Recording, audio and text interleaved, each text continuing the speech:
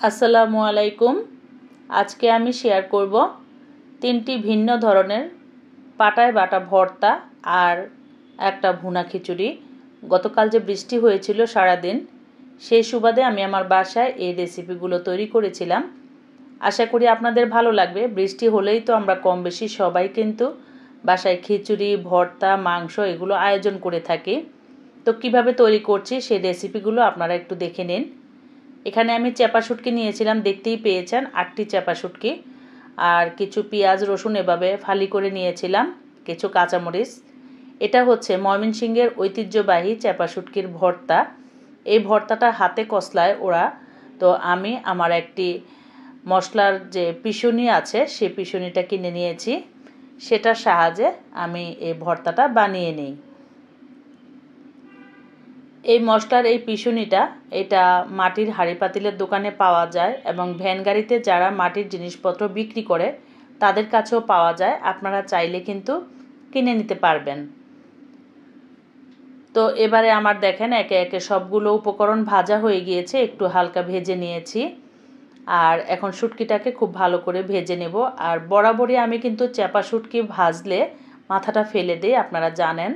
আর এই যে সেই মাটির পিষুনিটা, যেটার মধ্যে আসলে মশলা পিষা যায়, এভাবে ভর্তা পিষা যায়, তো পাটার কাজ করে মোটামুটি, আমি সেটার মধ্যে এখন এই ভর্তাটাকে পিষে নিচ্ছি। এটা কিন্তু ময়মনসিংহের যারা বানায় তারা হাতে কষলিয়ে নেয় এই ভর্তাটা। তো আমার কাছে কাটাটা হাতে ফুটে, সেজন্য আমি এভাবে এই পিষুনির সাহায্যে পিষে নেই। দেখতেই পাচ্ছেন কিভাবে পিষে নিচ্ছি, খুবই সহজ। আর এটা কিন্তু হাতের কাছে পাওয়া যায়, আগে আমি জানতাম না, এখন অহরহ পাওয়া যাচ্ছে বাজারে মাটির হাঁড়ি পাতিলের দোকানে, এবং যারা ভ্যান গাড়িতে মাটির জিনিসপত্র বিক্রি করে তাদের কাছেও পাওয়া যায়। তা আমি সেখান থেকে সংগ্রহ করে নেই, একটা ভেঙে গেলে আবার আরেকটা কিনে নেই। যেহেতু আমার বাসায় কম বেশি সচরাচর পিঠা তৈরি হয়ে থাকে, তো পিঠার সাথেও কিন্তু আমাদের এই ভর্তাগুলো খাওয়া হয়। তো দেখতেই পাচ্ছেন খুব সহজে কিন্তু এই ভর্তাটা বানিয়ে নেওয়া যায়, ময়মনসিংহের ঐতিহ্যবাহী চাপা শুটকির ভর্তা। এই রেসিপিটা আপনারা বাসায় করে দেখবেন অবশ্যই, আর আমাকে কমেন্ট বক্সে জানাবেন যে কেমন হয়েছিল এই রেসিপিটা। সবশেষে কিন্তু ভর্তাটা হাতে একটু কষলে নিতে হবে, কারণ এই ভর্তার মূল কাজই কিন্তু হাতে কষলে বানাতে হয়।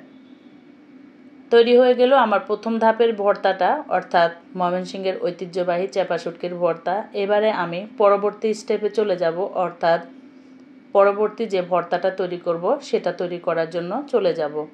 আর এই পেঁয়াজ রসুনগুলো কিন্তু আপনারা এভাবে একটু আস্ত করে রাখবেন, একটু মোটা মোটা করে কেটে নেবেন, তাহলে কিন্তু যখন আপনারা খাবেন দাঁতের তলে পড়লে কিন্তু খুবই টেস্টি লাগে। আমি আজ বানিয়েছিলাম কালো জিরার ভর্তা, শুটকির ভর্তা, আর হচ্ছে ময়মনসিংহের ঐতিহ্যবাহী চাপা শুটকির ভর্তাটা। তো এখানে এখন আমি কিছু শুকনো মরিচ ভেজে নিচ্ছি, দেখতেই পাচ্ছেন। শুকনো মরিচগুলো ভাজা হয়ে গেলে তুলে নিব। আর যে কোনো পাটায় বাটা ভর্তা কিন্তু আপনারা যখনই বানাবেন তখন কিন্তু শুকনো মরিচ টেলে তারপর বানাবেন। আর আমি যে ভর্তাটা প্রথমে বানিয়েছি এই ভর্তার মধ্যেও কিন্তু শুকনো মরিচ দিয়ে থাকে ওরা, তো সেই শুকনো মরিচ দিয়ে রেসিপিটা আমি আরেকদিন শেয়ার করব।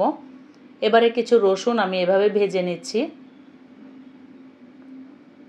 যখনই আপনারা কোনো ভর্তা তৈরি করবেন তখনই চেষ্টা করবেন দেশি রসুনটা ব্যবহার করার জন্য, এতে করে ভর্তার টেস্টটা অনেক ভালো আসে। আমার কাছে কিন্তু ইন্ডিয়ান যে বড় বড় রসুনটা পাওয়া যায় সেটা ভর্তাতে দিলে একদমই ভাল লাগে না, বিকট একটা গন্ধ লাগে। তো দেখতেই পেয়েছেন পেঁয়াজগুলো আমার ভাজা হয়ে গিয়েছে। আর এই চ্যাপা আরও 8টি চ্যাপা আমি নিয়ে নিয়েছি, অর্থাৎ চ্যাপা শুটকি।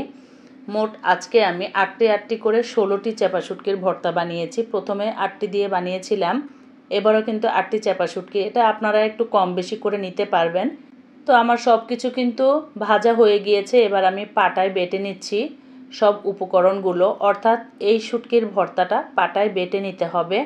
এটা কিন্তু কাঁচামরিচ দিয়ে বানানো যায়, অনেক সময় পটলের শিকলা দিয়েও আমি বানিয়ে থাকি। সব ধরনের ভর্তার রেসিপিগুলো আমি আপনাদের সাথে শেয়ার করে থাকব আমার এই চ্যানেলের মাধ্যমে। গতকাল যেহেতু বৃষ্টি হয়েছিল, সেই বৃষ্টির সুবাদে আমি এই 3 ধরনের ভর্তা বানিয়েছিলাম আর ভুনা খিচুড়ি করেছিলাম। আসলে ভর্তা বানাতে কিন্তু বেশ অনেক আয়োজন করতে হয় এবং অনেকটা সময়ের প্রয়োজন হয়। তো তো একসাথে অনেকগুলো আইটেম কিন্তু তৈরি করা যায় না, আপনারা কম বেশি সবাই বুঝতে পারবেন। তো আমি কিন্তু 3 ধরনের ভর্তা বানিয়েছি, চাইলে আপনারা আরও বেশি আইটেম করে নিতে পারেন বা কম করে নিতে পারবেন। সাথে এখন যেহেতু আমের সিজন, আমের ঝুড়ি আচারটা আমরা খেয়েছিলাম, অসাধারণ টেস্টি হয়েছিল খিচুড়ির সাথে এই রেসিপিগুলো। আমি চেয়েছিলাম গতকালই এই ভিডিওটা শেয়ার করতে, আসলে আমি এডিট করে ভয়েস দেওয়া হয়নি, তাই আমি গতকালকে শেয়ার করতে পারিনি। আজকে আমি আপনাদের সাথে শেয়ার করছি। আবারও যখন কোনো বৃষ্টি হবে তখনই আপনারা এভাবে এই রেসিপিটি দেখে তৈরি করে খেতে পারবেন। আর যে কোনো ভর্তা আপনারা পাটায় বাটলেও কিন্তু পেঁয়াজটা একটু এভাবে আস্ত রাখবেন, তাহলে কিন্তু ভর্তাটা খেতে খুবই টেস্টি হয়।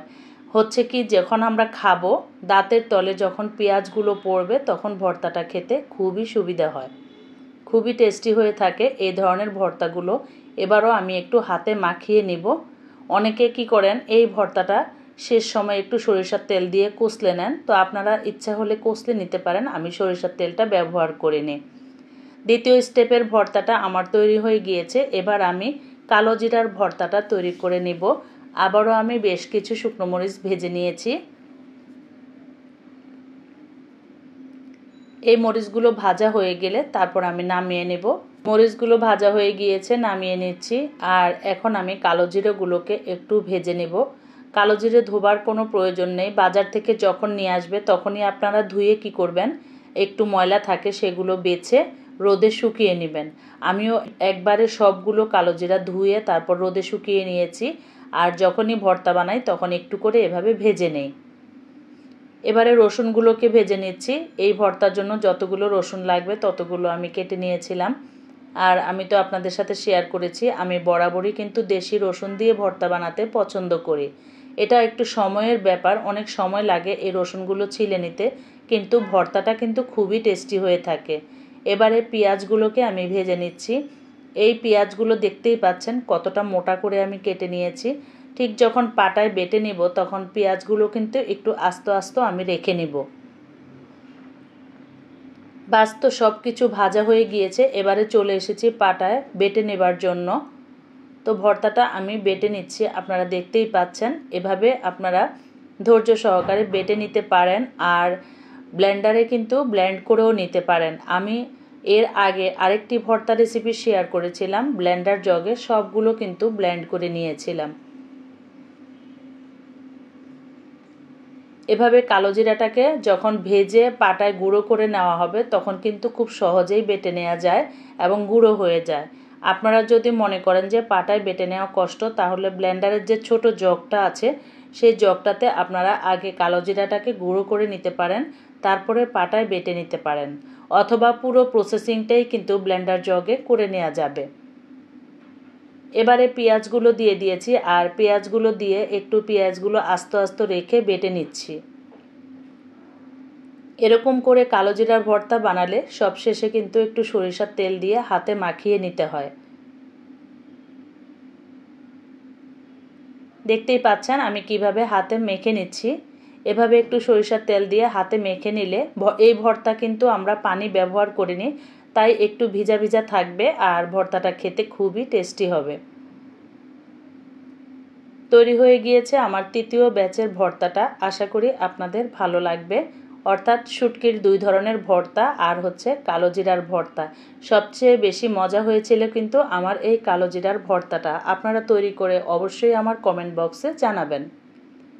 চলে এসেছি এবার খিচুড়িটা রান্না করতে, আর খিচুড়ির সাথে ভর্তাগুলো পরিবেশন করে আপনাদের দেখিয়ে নিয়েছি। কেমন হয়েছে অবশ্যই বলবেন। চুলায় একটি পাত্র দিয়ে বেশ কিছু পেঁয়াজ কুচি দিয়ে দিয়েছি, আর পেঁয়াজটাকে একটু ব্রাউন কালার করে নিচ্ছি। এখন আদা রসুন বাটা দিয়ে দিব 1 টেবিল স্পুন করে। এর আগে আমি কিন্তু আতপ চাল এবং মুগ ডাল ভেজে তারপরে ধুয়ে নিয়েছি, ধুয়ে পানি ঝরতে রেখে দিয়েছি। এই খিচুড়ি রান্না করতে গেলে আপনারা 2-3 ধরনের ডালও দিতে পারেন, আবার চাইলে শুধু মুগ ডাল দিয়েও করে নিতে পারেন। আমি আজকে শুধু মুগ ডাল দিয়ে করে নিয়েছি। আর এখন হলুদ, মরিচ, ধনিয়া, জিরা এবং পরিমাণ মতো লবণ দিয়ে তারপরে মশলাটাকে আরেকটু কষিয়ে নিচ্ছি। তো এভাবে শুকনো মরিচগুলো যখন তেলের মধ্যে কষিয়ে নেবেন কালারটা কিন্তু খুবই সুন্দর আসবে। আর এখন আমি চালগুলোকে এর মধ্যে দিয়ে ভেজে নিচ্ছি। বেশ খানিকক্ষণ সময় ধরে কিন্তু আমি চালটাকে ভেজে নিব। আপনারা চাইলে এই রেসিপিটা পোলাওর চাল দিয়ে করতে পারেন। আমি এর আগে পোলাওর চাল দিয়ে আপনাদের সাথে শেয়ার করেছি, তবে আজ কিন্তু আমি আমাদের নিজস্ব তৈরি হাতে করা আতপ চাল দিয়ে এই খিচুড়িটা রান্না করেছি। আশা করি আপনাদের ভালো লাগবে। যদি আপনাদের হাতের কাছে আতপ চাল থাকে তো তৈরি করে নিতে পারেন। তো চালটা কিন্তু ভাজা হয়ে গিয়েছে। এবারে আমি পরিমাণ মতো পানি দিয়ে দিচ্ছি। 1 কাপ চালের জন্য আজকে আমি 2 কাপ পানি দিচ্ছি, কারণ খিচুড়ি আর সাথে ডাল আছে, দুটো মিলিয়ে সিদ্ধ হতে কিন্তু 2 কাপ পানিই লাগবে। যদি শুধু পোলাও রান্না করতাম সেক্ষেত্রে 1 কাপ চালের জন্য আমি 1.5 কাপ পানি ব্যবহার করতাম। বেশ কিছু কাঁচামরিচ দিয়ে দিয়েছি, দেখতেই পাচ্ছেন। গতকাল যেহেতু সারাদিনই বৃষ্টিপাত হয়েছিল, এই সময়টা আমার বাসায় কারেন্ট চলে গিয়েছিল, তাই এই মুহূর্তে আলোর একটু স্বল্পতা দেখা যাবে। তো আপনারা কিছু মনে করবেন না, আমার ভিডিওটি পুরোপুরি দেখে নেবেন। কোনো অংশেই কম বোঝা যাচ্ছে না, পুরো রেসিপিটাই কিন্তু দেখা যাচ্ছে। তৈরি হয়ে গিয়েছে আমার আজকের পারফেক্ট ভুনা খিচুড়ি। আশা করি আপনাদের ভালো লাগবে। দেখা হবে পরবর্তী কোনো নতুন রেসিপিতে। আল্লাহ হাফেজ।